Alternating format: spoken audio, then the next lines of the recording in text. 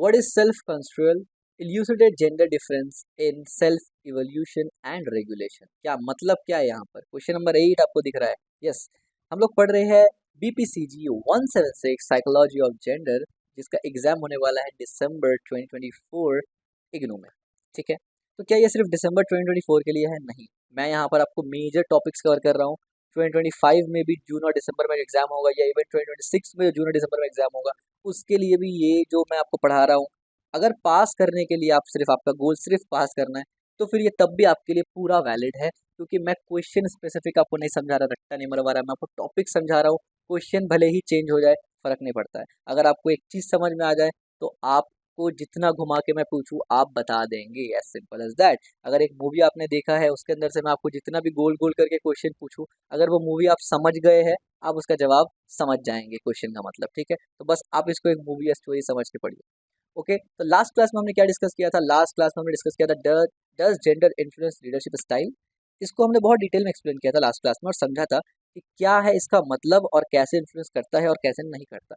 अगर आपने ये नहीं देखा, it is also important question, आप इसको भी देख सकते हैं। डिस्क्रिप्शन में आपको पूरा सीरीज का लिंक मिल जाएगा, जिसमें पूरा क्वेश्चंस है, और पहला क्लास जरूर देखना, उस पर मैंने डिस्क्लेमर वगैरह भी बताया है कि कौन ये कोर्स अटेंड करे किसके लिए बेहतर है। और साथ ही साथ हमने पहले क्लास में दो चीज़ कवर किया जो कि इंपॉर्टेंट है।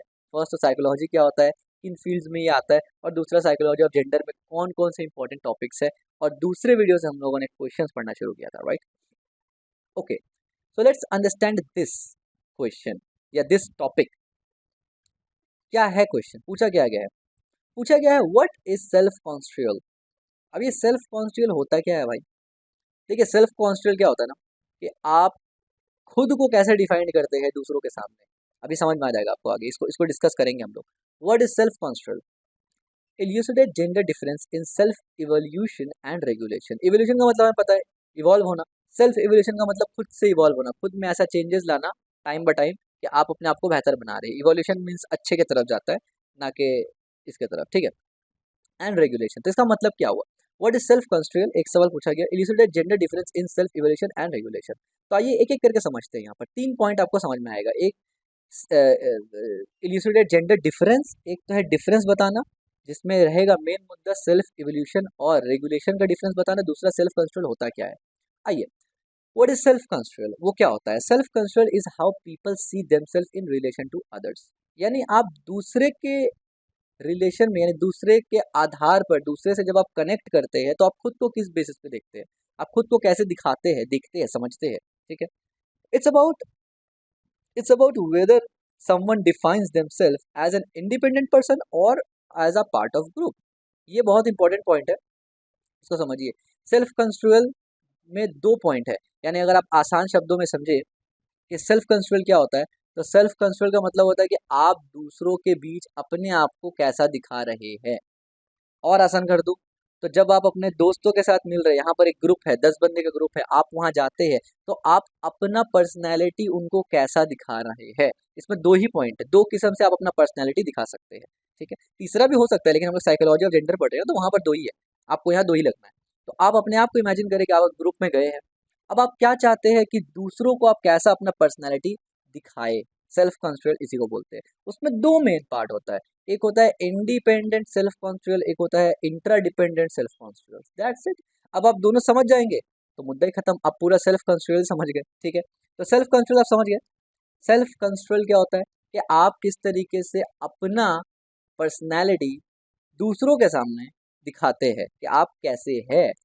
2 किस्म, इसका 2 ही टाइप है, तीसरा मत बना लेना, 2 ही टाइप है इसका। ठीक है, अब वैसे तीसरा भी बन सकता है, ऐसा बात नहीं है, बट अब अगर आप खुद से बनाएंगे तो गड़बड़ भी हो सकता है।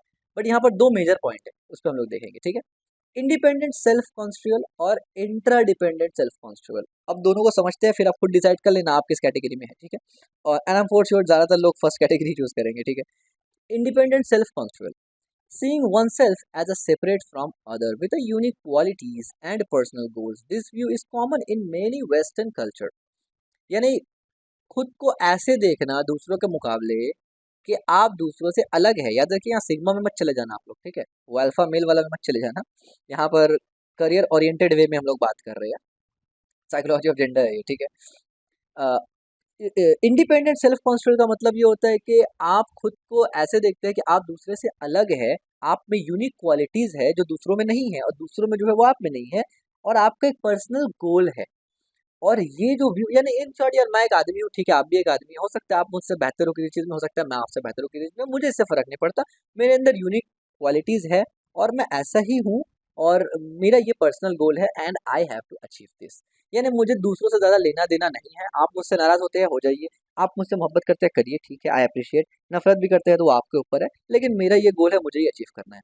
This kind of person is a self independent self construct, ठीक है। और ये this view is common in many western culture. याद रखिए, ज़रूरी नहीं है कि सिर्फ वेस्टर्न कल्चर में हो। ये बेसिकली बहुत से, आप बोल सकते हैं कि बुक्स में ये रेफरेंस दिया गया है कि वेस्टर्न कल्चर, इस वजह से मैंने इसको यहाँ पर लिखा है। अदरवाइज आप इसको बोल सकते हैं कि ये कॉमन है, इंडिया में भी कॉमन है, दूसरे कंट्रीज में भी कॉमन है, ठीक है। तो ऐसा नहीं है कि सिर्फ वेस्ट में ही ये कॉमन है, ये जर्नल है यहाँ पर, ठीक है। तो इंडिपेंडेंट सेल्फ कॉन्स्ट्रक्ट क्या होता है, आप समझ गए। अब इंट्रा डिपेंडेंट सेल्फ कॉन्स्ट्रक्ट क्या होता है? Seeing oneself as a connected to others, focusing on relationship, group harmonies and shared goals. This we in common in many eastern culture and amongst women across the culture. क्या मतलब? Intra dependent self construct का मतलब होता है कि आप ऐसे देखते हैं कि आप किसी के साथ कनेक्ट है।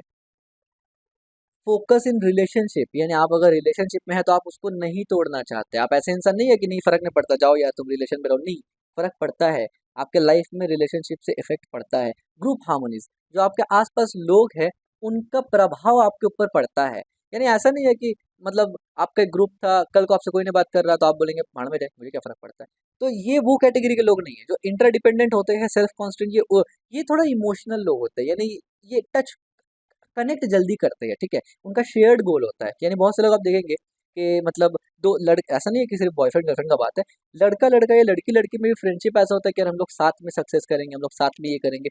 तो एक गोल शेयर्ड हो रहा है, ठीक है। यानी इन शॉर्ट उनके कुछ प्रभाव से आपके जिंदगी में इफेक्ट पड़ेगा। The point is this, the common view is many eastern culture and amongst the women across the culture. याद रखिए, ये भी जर्नल है, ऐसा नहीं है कि ईस्टर्न कल्चर में ये मिलता है या अमंग्स द वुमेन है। मेंस में भी ये चीज़ पाया जाता है, वुमेन्स में भी ये चीज़ पाया जाता है। और बहुत से लोग, मुझे पता है, ये सुन के ये कहेंगे कि यार ये तो कमज़ोर है। दैट्स नॉट ट्रू, ठीक है, दैट्स नॉट ट्रू। ऐसी बात बिल्कुल भी नहीं है। Psychology of gender is a different, real world is a different. अगर आप ये सोच रहे हैं कि आप सेल्फ इंडिपेंडेंट है, आपको किसी की ज़रूरत नहीं है, तो आप बहुत बड़ी गलती कर रहे हैं।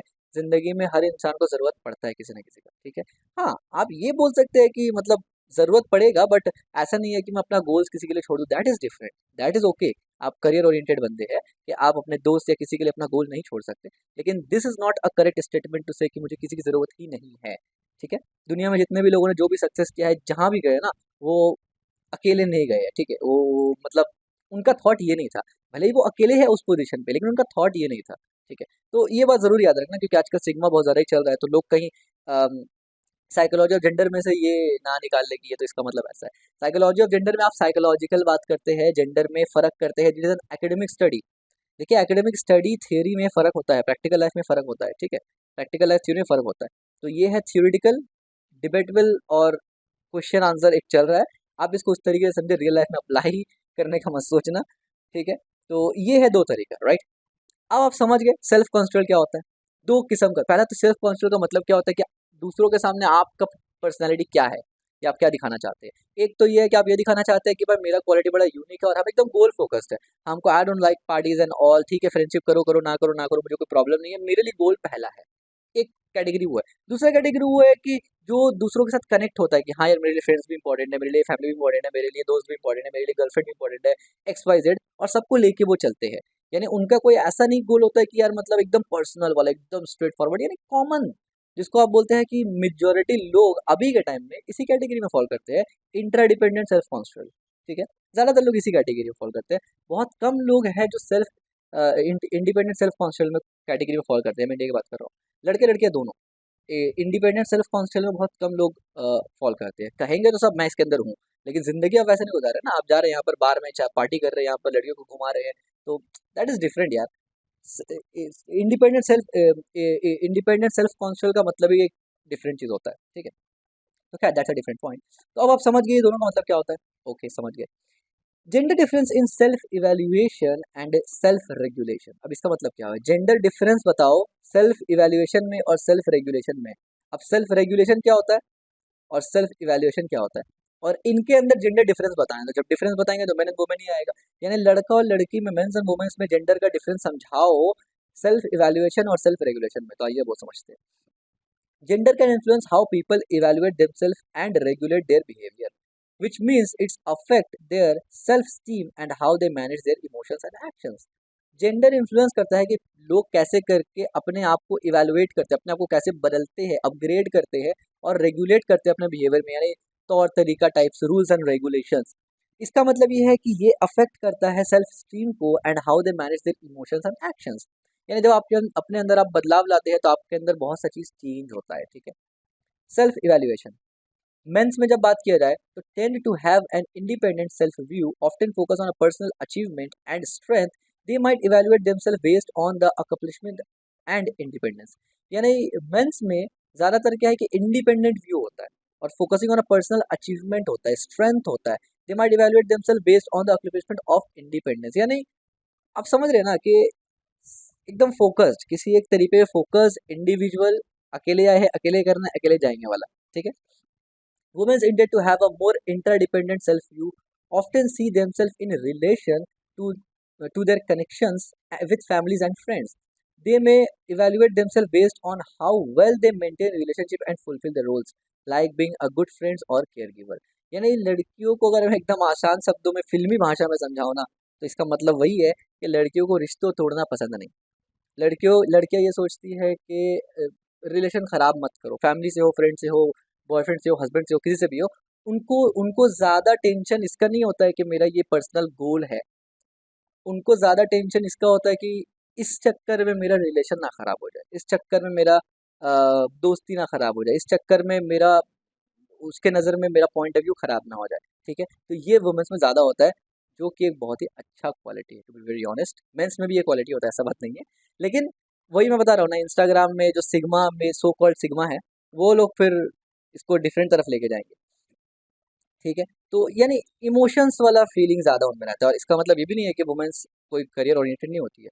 बहुत सी वुमेन्स करियर ओरिएंटेड है और उनमें ये क्वालिटीज़ भी है जो मैं यहाँ पर बता रहा हूँ, ठीक है। आप गूगल करके देख लीजिए, बहुत सी फीमेल्स है, इंडिया की बात कर रहा हूँ मैं, और ऑल ओवर वर्ल्ड की तो बात भी नहीं कर रहा, ठीक हो गया। तो सेल्फ इवैल्यूएशन ये होता है, यानी मैं बार बार आपको इस वजह से अलर्ट दे रहा हूँ ना कि ये एक स्टडी है, study of psychology of gender, real life से इसको रिलेट मत करना। सेल्फ इवैल्यूएशन, ठीक है। सेल्फ इवैल्यूएशन का मतलब क्या होता है? मेंस में सेल्फ इवैल्यूएशन का मतलब ये होता है कि self view, personal achievement, personal goal, और दैट्स इट। वुमेन्स में क्या होता है? केयर गिवर रिलेशनशिप में बॉन्ड रहना थोड़ा सा, और उसको लेके चलना, ठीक है, ये होता है। सेल्फ रेगुलेशन क्या होता है? सेल्फ रेगुलेशन मेन में क्या होता है? Mens are more likely to focus on a personal goals and outcomes, they might be more competitive and focused on achieving specific result.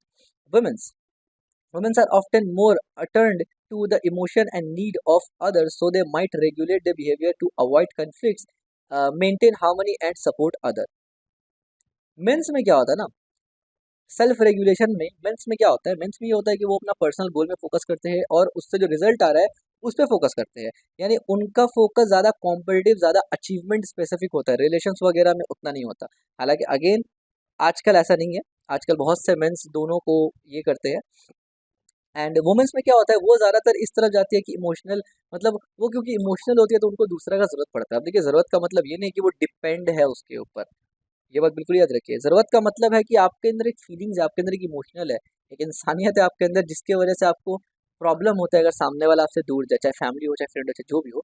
तो इमोशनल फीलिंग ज़्यादा रहता है उनके अंदर, इस वजह से वो दूसरों से कनेक्ट होते हैं ज़्यादा, और इस वजह से वो ये नहीं चाहते कि मेरा कोई एक्शन से हम दोनों के रिलेशन में कन्फ्लिक्ट हो। वो रिलेशन कोई भी हो सकता है, और वो उस रिलेशंस का कन्फ्लिक्ट को अवॉइड करते हैं और उसको मेंटेन करने की कोशिश करते हैं, ठीक है। तो ये है मेन सेल्फ इवैल्यूएशन, जिसमें मेन और वुमेन में डिफरेंस बताया, और सेल्फ रेगुलेशन जिसमें मेन एंड वुमेन में मैंने डिफरेंस बताया। अब एग्जांपल देखिए, imagine a team project at work.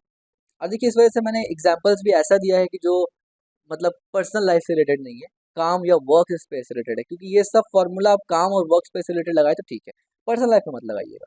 Imagine a team project at work, a man might evaluate his performance based on whether he meet his personal goal and did his part well. यानी एक आदमी, यानी जब एक team project होता है ना, तो लड़का को ये टेंशन होता है, वो ये सोचता है कि मेरा परफॉर्मेंस क्या था और जो मेरा काम था जो मैंने सोचा था कि इस प्रोजेक्ट में मैं दूंगा, क्या वो मैं दे पाया या नहीं दे पाया, ये उसका मेन पॉइंट होता है।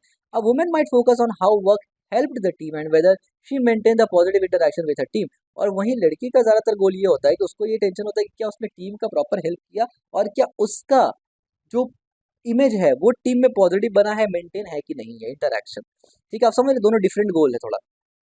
In summary, self-control refer to how people view themselves as an individual or as a part of group. Summary यानी कंक्लूजन में ये है कि सेल्फ कंट्रोल वो होता है कि लोग कैसे करके आपको देख रहे हैं, एज एन इंडिविजुअल देख रहे हैं, एज अ ग्रुप लोग देख रहे हैं। ग्रुप का मतलब है कि सेल्फ कंट्रोल में दो पार्ट था ना, यानी इंडिपेंडेंट और इंटरडिपेंडेंट, ठीक है, वो दोनों।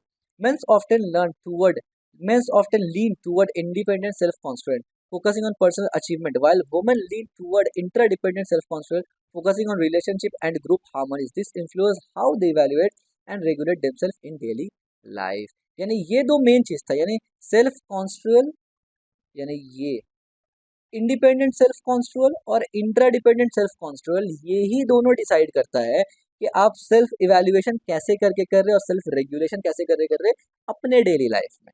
समझ में आया आपको? और यहाँ पर यही चीज बताया गया है। ठीक हो गया? तो आई होप आपको ये क्वेश्चन समझ में आया होगा, and this question is important, right? This is important. What is self control, ये इंपॉर्टेंट है। व्हाट इज सेल्फ कंट्रोल, यहाँ पर हो सकता है आपको इल्यूसिडेट gender difference in self evaluation और रेगुलेशन की जगह कुछ और पूछ ले, that is different. But self control का जो टॉपिक है वो इंपॉर्टेंट है। तो यहाँ पर आपने टॉपिक समझा क्या क्या? आपने ये समझा कि भाई सेल्फ कंट्रोल होता क्या है। सेल्फ कंट्रोल में दो पार्ट होता है, एक इंडिपेंडेंट सेल्फ कंट्रोल जिसका मतलब आपको पता है, एक इंट्रा डिपेंडेंट सेल्फ कंट्रोल इसका मतलब आपको पता है।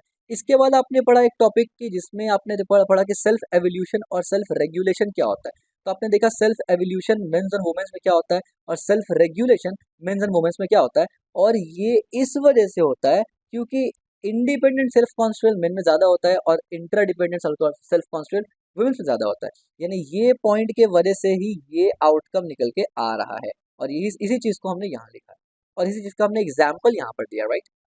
So that's it. I hope आपको ये टॉपिक समझ में आया होगा, और अगर आपको ये टॉपिक समझ में आया है तो लाइक ज़रूर करना, सब्सक्राइब भी ज़रूर कर देना, कमेंट भी ज़रूर कर देना, और शेयर भी ज़रूर करना। और अगर आपके अंदर, मतलब नॉट आपके अंदर, अगर आपके दिमाग में कोई थॉट है, कोई क्वेश्चन है, कोई टॉपिक है बहुत इंपॉर्टेंट साइकोलॉजी ऑफ जेंडर से रिलेटेड, तो आप मुझे वो भी बता सकते हैं। फ्यूचर में अगर वो इंपॉर्टेंट मुझे लगा तो मैं उसको ज़रूर ज़रूर ज़रूर ऐड करूँगा। और अगर आप में से किसी को कोई टॉपिक पढ़ना है स्पेसिफिकली, यानी जानना है, तो आप मुझे वो कमेंट कर सकते हैं, मैं उस टॉपिक पे भी वीडियो बनाऊँगा। Thanks for watching.